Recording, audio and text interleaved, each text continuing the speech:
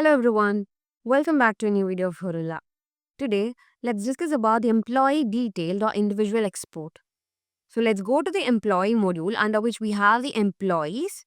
So in the employees, we'll be able to find all the employees details that are currently there in the organization. So this is the card view of employee and we also have the list view.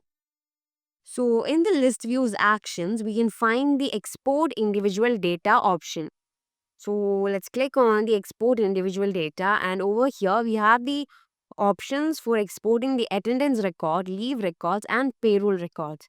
So we can provide a date range and click on export data so that all the datas of attendance record, all the datas of attendance and all in that date range gets exported. So let's see how we can do that.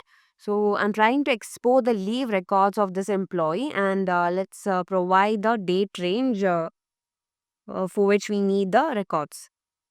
So I'm giving the date as, let's give it as 1st of January 2024 to 31st of December 2024. So I need the leave records for this for this employee in the year 2024. So let's click on export data. So here we have the exported sheet. So let's go there. So this is the exported data of the leave records for that employee in that date range. So we have the employee name, the start date breakdown, end date breakdown, requested days description and status.